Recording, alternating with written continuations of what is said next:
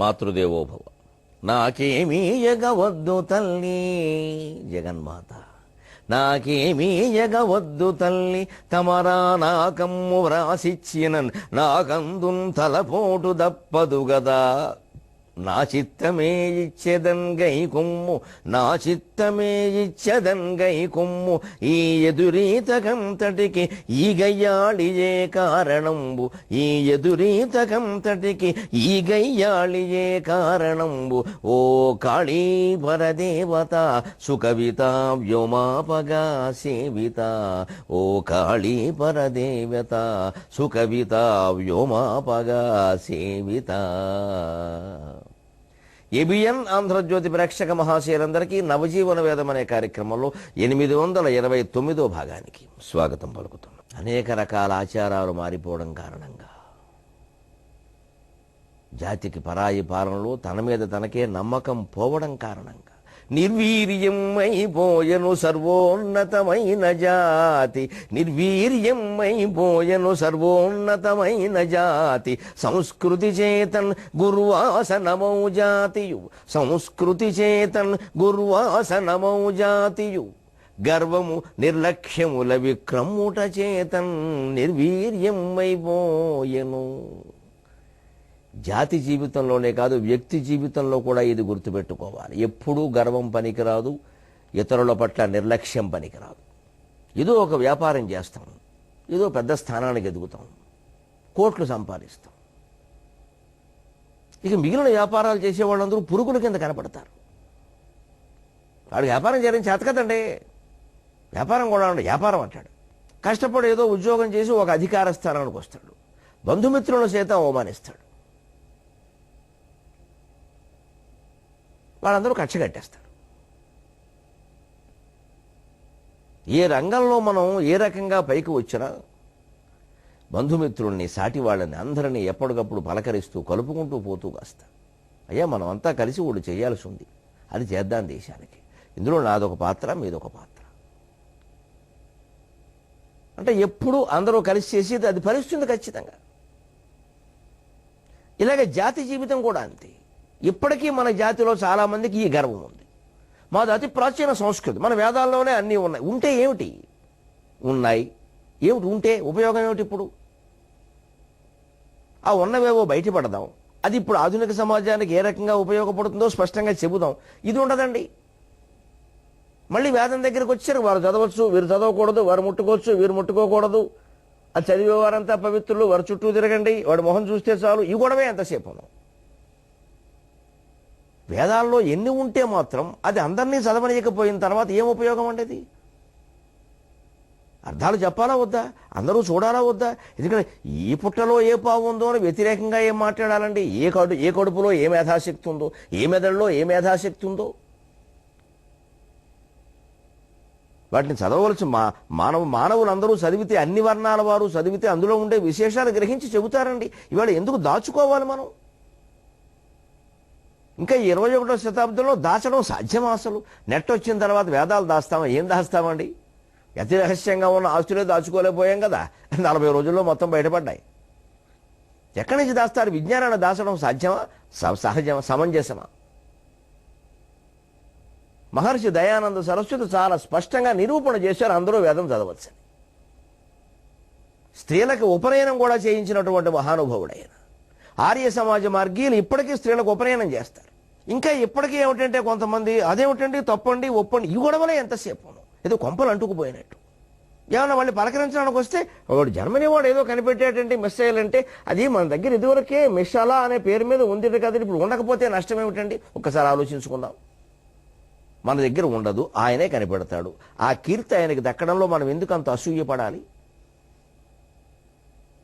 ఈ ధోరణే మానుకోవాలి. ఇదే గర్వం అంటే ఇదే. పోనీ గర్వించినా పర్వాలా, గర్విస్తున్నావు కాబట్టి నీ జాతి సంపదను సొంతం చేసుకున్నావా? నిర్లక్ష్యం అక్కర్లేదు. మనం ఇంగ్లీష్ చదువులు చదివిస్తాం, విదేశాల్లో పనిచేయిస్తాం పిల్లల చేత, అక్కడున్నారు ఇక్కడున్నారని గొప్పగా చెప్పుకుంటాం.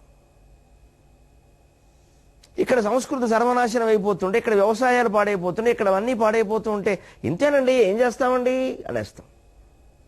అరుగుల మీద కూర్చుని గంటలు గంటలు మాట్లాడతాం. మా పూర్వకాలంలోనండి, మా తాతగారి కాలంలో అని మాట్లాడతాం. అదంతా నిర్లక్ష్యం. సరిగ్గా అప్పుడు అదే ఉంది, ఇప్పుడు అదే ఉంది. అన్నేళ్ల తర్వాత మళ్ళీ అదే ఉందండి విచిత్రంగా. 150 ఏళ్ళేనా. సర్వోన్నతమైన జాతి, సంస్కృతి చేతను గురువాసనమవు జాతి. సామాన్యమైందా ఈ జాతి? సర్వోన్నత సంస్కృతి చేత, తన సంస్కృతి చేత గురువాసనం అండి. గురువాసనం యణాదేశ సంధి విద్యార్థుల కోసం చెబుతాను. భారతీయ సంస్కృతిని గురువుగా భావించారు అందరూ. సామాన్యమైన సంస్కృతి ఇది. నిన్ను నీ వెరుగుమా నీవే దైవంబని విశ్వమంతకు చాటు వేద భూమి ఆది విష్ణువునైన అవతారమెత్తించి కర్మఫలము సంగు కర్మభూమి గుడిపావురాలకై తొడకోసి ఇచ్చిన భూమీసులేలిన పుణ్యభూమి కొల్లాయి గుడ్డతో కోటి శత్రుల గెల్చు జాతి పితనుగన్న జన్మభూమి సహజముగ పండు నేలలు చాలగలిగి జీవధారలు ప్రవహించు చేవగలిగి అతి పురాతన సంస్కృతి ఖ్యాతి కలిగి ధరణికే గురువైనది భరత భూమి. ధరణికే గురువైనది భరత భూమి. నిజంగానే గురువాసనం అండి. ఈ గ్లోబలీకరణ, ప్రపంచీకరణ ఇవేవీ లేని రోజుల్లో ఎప్పుడో పూర్వజాతుల్లో మిత్రభేదం మిత్రలాభం ఉండేటువంటి హితోపదేశం గ్రంథం చదివితే అయం నిజ పరోవేతి భావన లఘుచేతసాం ఉదార చరితానాం తు వసుధైక కుటుంబకం. వీడు నావాడు, వీడు పరాయివాడు, సంకుచిత మనస్తత్వం ఉన్న వాళ్ళు ఆలోచిస్తారు. ఉదారమైన మనస్సు కలిగిన వాళ్ళకి ప్రపంచం అంతా ఒక్కటే అని హితోపదేశంలో చెప్పారండి.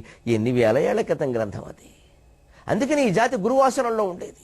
ఇప్పుడు ఆసనం పోయింది, వాసన మిగిలింది. సర్వోన్నతమైన జాతి, విద్యా వ్యవస్థ. ఒక్క సరస్వతీదేవి చేతుల్లో ఉండేటువంటి హస్తాలు, ఆ హస్తాల్లో ఉండే ఆభరణాలు, వస్తువులు, వాటిలో మొత్తం విద్య ఉందండి. క్షోణితలంబు నెన్నుదురు సోకగ మృక్కెను తింతు సైకత శ్రోణికి చెంచరీక జయ సుందర వేణికి రక్షితామర శ్రేణికి తోయజాత భవ చిత్త వశీకరణైక వాణికిన్ వాణికి అక్షదామ శుక వారిజ పుస్తకరమ్య పాణికిన్.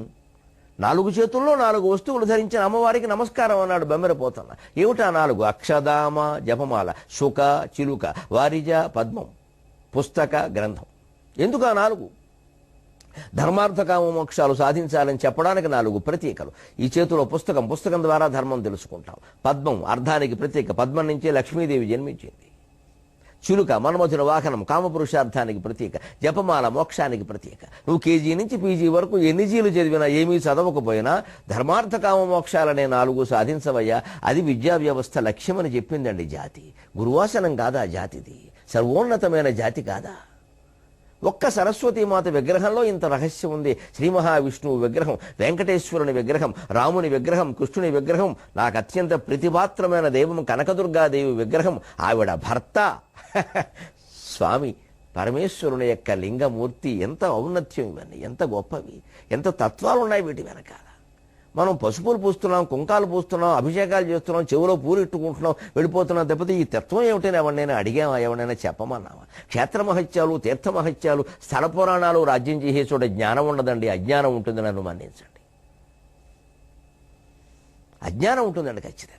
ప్రవహించవలసింది భాగవతం అండి, కార్తీక పురాణం, మాఘ పురాణం కాదండి. స్నానం వల్ల పుణ్యం, దీపం వల్ల పుణ్యం, గర్భగుడిలో దీపం వల్ల పుణ్యం, ఎంత పాపం చేసినా పుణ్యం. ఈ దిక్కుమాలిన కథలు చెప్పకూడదండి. జాతిని కాపాడేవి నిగమశర్మ కథలు, గుణనిధి కథలు కాదండి.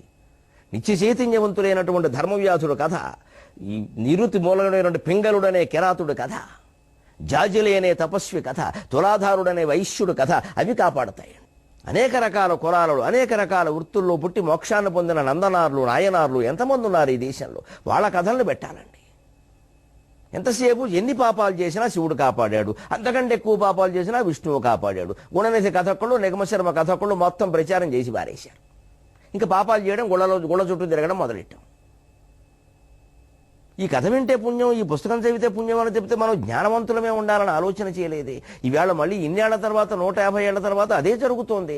బ్రిటిష్ వాళ్ళు ఆక్రమించుకున్నప్పుడు ఏ పరిస్థితులు ఉన్నాయో ఇప్పుడు ఆక్రమించుకున్న వాళ్ళు వెళ్ళిపోయాక మన వాళ్లే మన పరిపాలిస్తున్నా కూడా అదే దశలో ఉన్నాయి. మనమే శుభ్రంగా అందరినీ పిల్లల్ని అమెరికాకి, ఆస్ట్రేలియాకి, లండన్కి, చైనాకి, జపాన్కి పంపేసి, గల్ఫ్కి పంపేసి వెళ్ళండి రా బాబు, మా దేశానికి మీరు అక్కర్లేదని చెప్పేస్తున్నామే. ఇప్పుడు అక్కడి నుంచి వాళ్ళు మళ్ళీ తిప్పి పంపేస్తున్నారే. కొడుకుల్ని విదేశాలకు పంపాం, కుక్కలను తెచ్చి పెట్టుకున్నాం. మన కొడుకులు వాళ్ళు తిప్పి పంపడానికి సిద్ధంగా ఉన్నారు. కుక్కలను తిప్పి పంపగలమా మనం? ఎంత మోసపోయామండి ఇంగ్లీష్ మీడియం పేరు మీద. ఇంకా దాన్ని సమర్థిస్తూ మాట్లాడుతున్నారంటే ఏమనాలి? ఎంతసేపు ఎవడి ప్రయోజనం వాడిది, ఏ వర్గం ప్రయోజనం ఆ వర్గాన్ని. ఎవడు దేశాన్ని గురించి ఆలోచించేవాళ్ళు లేడు ఇక్కడ. మా వర్గం మా ప్రయోజనం, మా వర్గం మా కులం మా ప్రయోజనం, ఇంతే. ఒక క్షణం విరామంలో ఇదంతా ఈ వర్గాలు జాతి భేదాలు అన్నీ పోయి విశ్వమంతా ఒక్కటే అనే భావన రావాలని ప్రయత్నం చేద్దాం. నిర్వీర్యమైపోయెను సర్వోన్నతమైన జాతి సంస్కృతి చేతన్ గుర్వాసనమౌ జాతియు గర్వము నిర్లక్ష్యముల విక్రముట చేతన్. వాళ్ళు చేసిన దుర్మార్గాలు సామాన్యమైనవి కాదండి. మన పరిశ్రమల్ని, మన వృత్తుల్ని పాడు చేసి ఆర్థికంగా దెబ్బ కొట్టడం కోసం, నిర్వీర్యంగా శక్తిహీనులు చేయడం కోసం ఇత్తడి గిన్నెలు, మట్టి కుండలు మానిపించి హిండాలయం గిన్నెలు తెచ్చి పారేశారు మన ప్రాణానికి. మానసికంగా నిర్వీర్యం చేయడం కోసం ఇంగ్లీష్ విద్యను తెచ్చిపెట్టేశారు. మన దగ్గరేవో చిన్నగా అక్కడక్కడా జరిగిన దురాచారాలను పెద్దవిగా ప్రచారం చేశారు. ఆడవాళ్ళకి విద్య లేదా, ఎంత ఘోరం అన్నారు. బ్రాహ్మణ స్త్రీకి శాస్త్ర సంబంధమైన విద్యను నేర్పారు, క్షత్రియ స్త్రీకి సారథ్యం యుద్ధ విద్యను నేర్పారు, ఏ కులం స్త్రీకి ఆ విద్యను నేర్పారు. విద్య లేదనడానికి వాడేవాడండి అడ్డగాడిద. అందరికీ ఒకే విద్య నేర్పుతారా అండి? విద్య అంటే ఏంటంటే పుస్తకాలా? ఏబిసిడీలా విద్య అంటే? వాడేవాడండి మన దేశంలో స్త్రీలకు విద్య లేదని చెప్పడానికి. విద్య అంటే వీడు అనుకున్న ఇంటర్మీడియట్ ఇంగ్లీష్ మీడియం విద్య. ఇవాళ ఆ విద్యలు వచ్చిన తర్వాత సమాజం పరిస్థితి ఎలా ఉందో చూస్తున్నాం మనం. ఆడమగ కలిసి ఎలా ఉన్నారు. ఈ విద్యలేం దేశాన్ని ఉద్ధరించాలా? ఈ విద్యలని విదేశాలను ఉద్ధరించాయి. ఆ విద్యలు చదువుకున్న వాళ్ళు ఎవరు ఎక్కడ ఉండాలా? అక్కడ పని చేసుకుంటున్నారు. ఇక్కడున్న అక్కడ బుద్ధులతో పనిచేస్తున్నారు. ఇక్కడ కాల్ సెంటర్లో కూడా అక్కడ వాళ్ళ కోసం పనిచేస్తున్నారు. దీనికోసం అండి స్త్రీలకి పురుషులకి అందరికీ విద్యలు. విద్య ఎందుకోసం? ఏ విద్య అవసరం? వాళ్ళు వృత్తి విద్య వారు కొన్నాక విద్య లేదని వాడేలా అంటాడండి? అందరికీ కలిపి ఏబిసిడీలు నేర్పితే అది విద్య. ఎంత మోసపోయాం. అగ్గి పెట్టెలోన 6 గజములున్న చీర పెట్టగలుగు చిత్రమైన నేత పనుల వారి చేతులంతెగగోసిరి. అగ్గి పెట్టెలోన 6 గజములున్న చీర పెట్టగలుగు చిత్రమైన నేత పనుల వారి చేతులంతెగగోసిరి. ఆంగ్ల వీరులు ఎంత అధములొక్కో అంటోంది సముద్రం.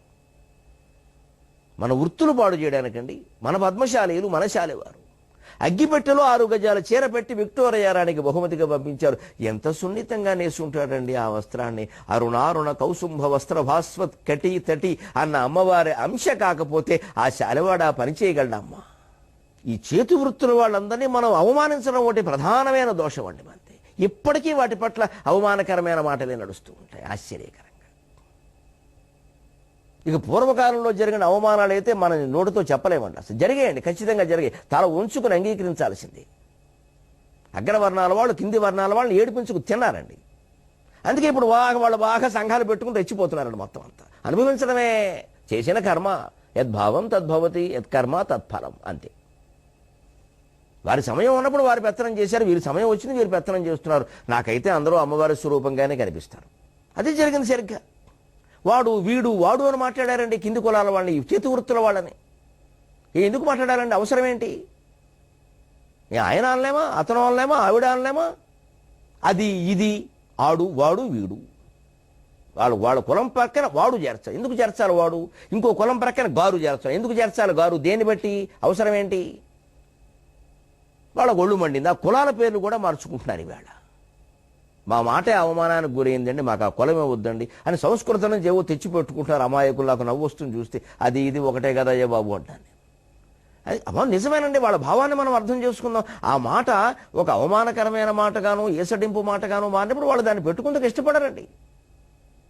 అంతకంటే సంస్కృతం నుంచి ఏదో తెచ్చుకుంటారండి. వాళ్ళ మనస్తత్వాన్ని మనం అర్థం చేసుకోవాలి. అవమానించారండి ఖచ్చితంగా అనేక రకాల వృత్తులు వాళ్ళని. ఇళ్లలో తిట్లు పదాల కింద మారేయండి. మా చెవులతో మేము విన్నాం. ఏమిటా అని ఆలోచించబట్టి వీళ్ళ గరికిపాటి ఇలా మాట్లాడగలుగుతున్నాడు సర్వజీవ సమభావంతో. చిన్నప్పటి నుంచే భగవంతుడి దేవల నాకు ఆలోచన, ఏమిటి ఇలాంటి మాటలు వినపడుతున్నాయి? ఒక కులం ఎందుకు తిట్టుపదం అవుతుంది? ఇంట్లో ఎవరినైనా తిట్టాలంటే ఫలానా కులం వాడిని ఎందుకు ప్రస్తావిస్తున్నారు ఇక్కడ? ఆ కులం వాడు చేసిన నేరం ఏమిటి? ఆయనకి చెప్పిన వృత్తి ఆయన చేశాడే. ఆయన డప్పు కొట్టమన్నారు, ఆయన డప్పు కొట్టాడు. ఆయన చెప్పు కొట్టమన్నారు, ఆయన చెప్పు కొట్టాడు. మరి భగవంతుడు భగవద్గీతలో చెప్పిన ప్రకారం చాతుర్వర్ణ్యం మయా సృష్టం గుణకర్మ విభాగశః అని ఎవరు కులవృత్తులు వారు పాటించినప్పుడు కొందరిని ఎందుకు అవమానించామండి? ఆలోచించుకుందామండి అందరం నిజాయితీగా. అదేమిటంటే పూర్వులు ఎప్పుడో చేస్తే ఆ తప్పుల ఫలితాలు మేము అనుభవించాలా? దానికి సమాధానం సిద్ధంగా ఉందండి. వారు ఆస్తులు అనుభవిస్తున్నాం కదమ్మా, వారు చేసిన ఫలితాలు కూడా మనం అనుభవించాలి. తప్పదు.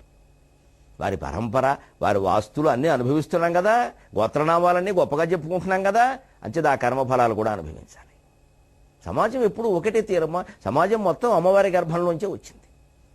మనం ఎవరైనా వ్యక్తులుగా వేరువేరుగా ఆ వారి గర్భంలోంచి వీరి గర్భంలోంచి రావచ్చు, కానీ యా బ్రహ్మాది పిపీలికం తతనుషు ప్రోత జగత్సాక్షిణి ఆ బ్రహ్మకీట జనని వర్ణాశ్రమ విధాయిని. ఆవిడెందుకు కూరుకుంటుందండి? చక్రం తిప్పేస్తుంది. రారాబాయి నువ్వు పైకి రా, తొక్కే మళ్ళీ లేవకుండా తొక్కే సన్నాసి, నిన్ను తొక్కాడు కదా, తొక్కు. కనీసం నేను చేస్తున్న విజ్ఞప్తి ఒకటే, ఇప్పుడు అధికారంలో ఉన్నవారు ఏ కులాల వారు, ఏ మతాల వారు, ఏ ప్రాంతాల వారైనా కానివ్వండి, ఇప్పుడైనా వారు అందరి పట్ల సమభావంతో ప్రవర్తిస్తే మళ్ళీ వీరు పైకొచ్చి వాళ్ళని తొక్కే పరిస్థితి ఉండదు. ఇకనైనా బుద్ధి తెచ్చుకోవాలి. అత్త కోడల్ని బాధ పెడితే ఆ కోడలు తన కోడల్ని బాధ పెట్టకూడదు, అక్కడ దాగిపోతుంది. మేము పడ్డాం కదా మీరు పడలేదంటే మళ్ళీ వాళ్ళు ఇంకోళ్ళని పడగొడతారు. ఎంతకాలం ఇది, ఎంతకాలం ఇది? అన్నిటికీ మూలం ఒకటే. మనం ఎక్కడున్నామో దాన్ని సమర్థిస్తూ ఉంటాం. ఎప్పుడు సమాజంలో ఏ గొడవ వచ్చినానండి, ఏ కులం వాళ్ళు ఆ కులం వాళ్ళని సమర్థిస్తారు విచిత్రంగా, ఏ వర్గం వారు ఆ వర్గం వారిని సమర్థిస్తారు. అవతల వైపు ఉండి మాట్లాడరండి. అసలు వాడి స్థానంలో నేను ఉంటే అని ఆలోచిస్తే సమస్తం పరిష్కారం అయిపోతుంది. అలా ఆలోచించం అసలు. మన వాళ్ళని సమర్థించుకోకపోతే ఎలాగండి? ఈ మనవాళ్ళనే మాటే తప్పు నా దృష్టిలో. మానవులంతా మనవాళ్లే. ఏది ధర్మమో అదే మనది, ఏది అధర్మమో అది మనది కాదు. మనవాళ్ళనే ప్రశ్న లేదు. కులపరంగా, మతపరంగా, ఏ పరంగా నేను మనవాళ్ళన్నా నేను ఒప్పుకోలేను. అన్ని కులాలు ఒకటే, అన్ని మతాలు ఒకటే, అన్ని భాషలు ఒకటే, అన్ని జాతులు ఒకటే. ఒకటే జాతి, మానవ జాతి. ఒకటే భాష, హృదయం మాట్లాడే భాష. ఒకడే దేవుడు, విశ్వాన్ని పాలించే శక్తి. దానికి నేను పేరు పెట్టను, ఎంతమంది ఎన్ని పేర్లు పెట్టుకున్నా సరే. అది విశ్వాన్ని పాలించే శక్తి, అంతే. అదొక శక్తి, అయిపోయింది. పేరు పెడితే అది భేదమే. నేను మనం అనుకున్న మాటలు కాదు. ననామరూపే నియతే సర్వత్ర వ్యభిచారతః అనామరూపం సర్వం స్యాత్ ఇది వేదాంత డిండిమక నజీవ బ్రహ్మణోర్భేదః నామ్నా రూపేణ విద్యతే నామ్నో రూపస్య మిథ్యాత్వాత్ ఇది వేదాంత డిండిమక. నా పేరు రూపం కారణంగానే ఈ భేదాలన్నీ వచ్చాయ్యా, తీసేయండి ఆ పేర్లన్నీ. శంకరాచార్య చెప్పాడమ్మా. మనం ఇంకా ఆయన పేరు మీద కూడా మళ్ళీ ఇంకా వ్యాప్తి చేస్తున్నాం రకరకాలు. వారు చెప్పారండి, వీరు చెప్పారండి. ఆయన కులభేదాలు వద్దు మొర్రో, అందరూ కలిసి ఉండండి. చండాలుడు కనపడాయనకి జ్ఞానబోధ చేస్తే చండాలు వస్తు సతుద్విజోస్తు గురురిత్యేషా మనీషామమ అని చండాలుడికి ఆయన నమస్కారం చేస్తే ఆయన చండాలుడికి నమస్కారం చేయడం మనకిష్టం లేక ఆయన శివుడండి అన్న. మన ఇష్టం, మనమే కదా రాసుకునేది, మన ఇష్టం వచ్చినవి పెట్టుకుంటాం. ఆత్మజ్ఞానం ఉంటే అగ్ని కక్కుతామమ్మా ఖచ్చితంగా. ఎందుకంటే ఆత్మజ్ఞానం ఉన్నవాడికి అన్నీ సమానమే, ఎక్కడ ఏ తేడా ఉండదు. శంకరాచార్య కనిపించింది చండాలుడే, అతనికి ఆ జ్ఞానం ఉంది. హరిశ్చంద్రుడు ఉన్నది వీరబాహుడే, అతనికి ఆ జ్ఞానం ఉంది. వారిని ఎవరినో అవతార పురుషులను చేయవలసిన పని లేదు. ఆ రోజుల్లో ప్రతి వృత్తి వారికి ఆత్మజ్ఞానం ఉండేది. నీ వృత్తి ద్వారానే నువ్వు ఆత్మజ్ఞానం పొందవచ్చని చెప్పారు శాస్త్రాల్లో. భగవద్గీతను మించిన శాస్త్రం ఉందా? యతః ప్రవృత్తిర్భూతాని ఏన సర్వమిదం తతం స్వకర్మణా తమభ్యర్చ్య సిద్ధిం విందతి మానవః. స్వకర్మణా తమభ్యర్చ్య సిద్ధిం విందతి మానవః. సమాజం వ్యవస్థ ప్రకారం అందరూ తలో పని చెయ్యాలి కాబట్టి ఆ సామాజిక వ్యవస్థలో నీ కుటుంబానికి ఏ వృత్తి కేటాయించారో అదే చేయవయ్యా. స్వకర్మణా తమభ్యర్చ్య సిద్ధిం విందతి. ఆ పనితోనే నువ్వు మోక్షాన్ని పొందగలవు. మనం ఆ పనివాడిని ఎందుకు తక్కువ చేశామండి? వాడు వీడిని ఎందుకు మాట్లాడామండి? ఇప్పటికి కూడా ఇంకా కొంతమందికి అహంకారాలు పోవడం లేదు. ఎక్కడి నుంచి వస్తుంది సమాజంలో మార్పు? అయినా మేము ఆనందంగా ఉంటాం. నన్ను మన్నింతులుగాక. ఇంతమంది దుఃఖపడితే నువ్వు ఆనందంగా ఉంటావా? ఆ ఆనందం కాదండి. కనీసం వాగే హృదయం ఇచ్చాడు భగవంతుడు. వాగులాగా వాగే హృదయం ఇచ్చాడు. నిష్కల్మషంగా, నిస్సంకోచంగా, నిర్భయంగా మాట్లాడే ధైర్యం ఇచ్చాడు. చాలు. నా జన్మ పునీతం. నేను నిజం చెబుతున్నా, నేను సత్యం చెబుతున్నా. నాకు ఓ వర్గం లేదు, ఓ మతం లేదు, ఓ ప్రాంతం లేదు, ఓ కులం లేదు. చాలు, నేను నిజం చెబుతున్నా. సత్యమే మన మతం, సత్యమే మన కులం, సత్యమే మన ధర్మం, సత్యమే మన చర్మం. ఇగో ఈ గర్వాలు నిర్లక్ష్యాలు కమ్మిపెట్టి అలా అయింది పరిస్థితి. కుల వృత్తులను వాడు దోచి పారేశారు. ఆ వృత్తులను మనం అవమానించాం. అందరూ వృత్తులు మారేశారు. ఈవేళ అందరూ రకరకాల చదువుల్లో పడ్డారు. ఆ చదువులు ఏమైనా బాగున్నాయంటే అవి ఎలాగో లేవు. పరాయి వాళ్ళ పాలన, మన వాళ్ళ పాలన అన్నీ ఒకలాగా ఉన్నాయండి. మన బుద్ధులు బాగాలేవు కాబట్టి. అగ్గిపెట్టెలో 6 గజాల చీర నేసి పెడితే విక్టోరియా మహారాణి కానుగ్గా ఈ దేశంలో శాలివాడు అందిస్తే ఆ వీరుడా అండి వాడు ఆంగ్ల వీరుడా ఆంగ్ల భీరుడా? చేతులు తెగ్గోశారండి. ఏకలవ్యుడు వేలు కోసినట్టే వేలు కోశారండి. పైగా ఆ మహారాణి అందుట దుర్మార్గురాలు. ఇంత నైపుణ్యం కలిగిన వాళ్ళు ఆ దేశంలో ఉంటే మన బట్టలు ఎవరు కొంటారందిట. అలా మాట్లాడిన మహారాణి నోట వచ్చిన భాషని మనం ఇవాళ నెత్తి మీద పెట్టుకుంటున్నామంటే మనకేమైనా పౌరుషాలు ఉన్నాయా? ఇంకా మొత్తం ముంచెత్తుతాం. ఇంగ్లీష్ మీడియంతో దేశమని మాట్లాడుతున్నాం, అదే చర్యలు చేస్తున్నామంటే మనకు అసలు దేశాభిమానం భాషాభిమానం ఏదైనా ఉందా? ఎంత అవమానకరం ఇంకా ఇంగ్లీషును మనం తలకెత్తుకోవడం. ప్రతి రంగంలో జాతి మొత్తం ఎదిరించవలసినటువంటి భాషని జాతి మొత్తం దాసోహమైపోతుంది. తమిళనాడులో ఒక విమానం ఎక్కితే తమిళంలో వినపడతాయండి ప్రకటనలన్నీ. అదే స్పైస్ జెట్ కంపెనీ, అదే ఇండిగో కంపెనీ. ఆశ్చర్యం, హైదరాబాద్ శంషాబాద్ ఎయిర్పోర్ట్లో 100 సార్లు ఎక్కాను నేను, ఎక్కడా తెలుగు భాష వినపడలేదు. ఒక్క ఇండిగోలో కానీ ఒక్క స్పైస్ జెట్లో కానీ. అసలు వాళ్ళు ఏం మాట్లాడతారో తెలియదు. కూర్చోమంటున్నారో నుంచోమంటున్నారో దిగిపోమంటున్నారో తెలియదు. నా బోటిగాడు ఎంతో కష్టపడి అర్థం చేసుకుని చస్తాం. పని బయట వాళ్ళండి, పల్లెటూరు ప్రజలు ఎక్కుతున్నారు ఇవాళ విమానాలు, సామాన్యులు కూడా ఎక్కుతున్నారమ్మా అవసరాల వల్ల. వాళ్ళకి ఏమర్థం అవుతుంది అసలు? అనౌన్స్మెంట్ ప్రకటన అనేది ఎందుకు? నలుగురికి తెలియడానిక? ఏదో చేశామని చెప్పడానిక? పాలిస్తున్న పార్టీ తెలుగు మీద పార్టీ, విమానయాన శాఖ మంత్రి తెలుగుదేశానికి చెందిన మంత్రి, విమానాల్లో తెలుగు ప్రకటనలు ఉండవు. ఎవరికి ఏ పట్టుదల ఉండదు. నడవనేయండి. ఒక తెలుగువాడి పేరు మనం హైదరాబాదులో విమానాశ్రయానికి పెట్టుకోలేకపోయాం. నేను భువనేశ్వర్ వెళ్ళాను, బిజు పట్నాయక్ ఎయిర్పోర్ట్. చెన్నై వెళ్ళాను, కామరాజ నాడార్ ఎయిర్పోర్ట్. హైదరాబాదులో దిగాను, రాజీవ్ గాంధీ ఎయిర్పోర్ట్. ఎవరా రాజీవ్ గాంధీ? తెలుగు జాతి ప్రకాశం ఏమయ్యాడు? ఎన్టీ రామారావు ఏమయ్యాడు? మనకి ఇక్కడికి వచ్చేసరికి మొత్తం ఢిల్లీ నాయకులు గుర్తొస్తారు. ఎక్కడా ఇటు పోని మన మతాచారాలు కానీ ప్రాంతాచారాలు కానీ భాషాచారాలు కానీ ఎక్కడా దేనికోసం అసలు గట్టిగా మాట్లాడదామనేవాళ్ళు ఏంటంటే వేళ మనకెందుకు మనం అంటే అవుతుందా? ఎంత వైరాగ్యాలతో ఉన్నాయో. నిజంగా అంత వైరాగ్యంతో ఉన్నాము అంటే మన ఉద్యోగాల కోసమో మన అవసరాల కోసం అయితే ప్రాణాలకు తెగించేస్తామండి. పచ్చి స్వార్థం. అప్పుడు ఓడిపోయాం, ఇప్పుడు ఓడిపోతున్నాం. చేతులు తెగ్గోసినా మూతులు మనమే తెగ్గోసుకున్నా పరిష్కారం కనపడదు. కానీ అప్పుడు కనపడింది, ఇప్పుడు వస్తుంది. అందుకే మేము మాట్లాడుతున్నాం. మాకు ఈ మాట్లాడే ధైర్యం ఎందుకు వస్తుంది? ఈ అవసరం, ఈ అవకాశాలు కూడా టీవీల ద్వారా ఎందుకు వస్తున్నాయంటే జాతి మళ్ళీ ఉత్తేజం పొందుతుంది. నాకు ఆ నమ్మకం ఉంది. అధముల పాలనమ్మున మహవ్యథ చెందిన ధర్మభూమి, ఆ కథకు ముగింపు బల్కగా అఖండముగా తపింప.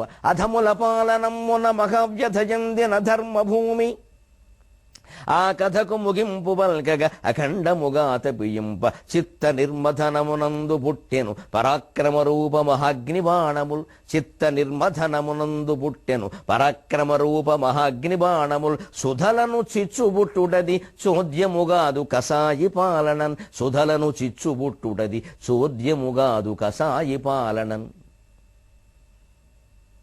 అధముల పాలనమ్మున మహావ్యథ చెందిన ధర్మభూమి. నీచాతి నీచంగా, నికృష్టాతి నికృష్టంగా ఒక జాతిని దోచుకునేటువంటి విధానంలో బ్రిటిష్ వాళ్ళు, ఆంగ్లేయులు మనని పరిపాలిస్తూ ఉంటే ఈ ధర్మభూమికి ఆగ్రహం కలిగింది. ఆ కథకు ముగింపు పలకగా అఖండముగా తపింప. ఎలాగైనా ముగింపు పలకాలి ఆయన అఖండంగా తపించింది ఈ భూమి. ఎప్పుడు ఆ తపనలోంచే నాయకులు పుట్టుకొస్తారు. వాళ్ళనే బతుకుండగా మహాపురుషులు అంటారు, చనిపోయాక చారిత్రక మహాపురుషులు అంటారు, కొంతకాలం గడిచాక యుగ పురుషులు అంటారు, కొన్ని యుగాలు గడిచాక అవతార పురుషులు అంటారు. గ్రహింతురుగాక. అవతారాల లక్షణమే ఇది. చిత్త నిర్మధనమునందు పుట్టెను పరాక్రమ రూప మహాగ్నిబాణములు. ఒక జాతి మనస్సు, సమిష్టి మనస్సు మొత్తం ఉడికిపోతూ ఉంటే పరాక్రమ రూపంలో మహాగ్ని బాణాలు పుట్టాయి. ఎందుకంటే సుధలను చిచ్చుబుట్టుటది చోద్యము కాదు కసాయి పాలన. అమృతంలోంచి కూడా అగ్ని పుడుతుందండి కసాయి వాళ్ళు పరిపాలిస్తే. నేను కావాలనే పరాయి పాలన అనలా, కసాయి పాలన. మనం పరిపాలించుకున్నా సరే పాలితుల అవసరాలు, నిజమైన అవసరాలు పట్టించుకోకుండా మోజు కొద్దీ పథకాలు ప్రవేశపెడితే కసాయి పాలనే అవుతుంది. మొత్తం మొదలు తెగ్గొస్తున్నారు, చెట్లు నరుకుతున్నారు, మొక్కలు నాటుతున్నారండి. ఆశ్చర్యంగా ఉందండి. 4 వే రోడ్డు, 6 వే రోడ్డు, రాజధాని అండం, అదండం ఇదండం, చెట్లు పెద్ద పెద్ద చెట్లు ఏకంగా 10-20 అడుగులు వ్యాసాలు ఉండేటువంటి చెట్లు కొట్టేస్తున్నారు, మొక్కలు నాడుతున్నారండి. చెట్లు కొట్టి మొక్కలు నాటే నాయకులకి నమస్కారం. భగవంతుడు ముగింపు పలకాలి ఈ సమాజానికి. సెలవు.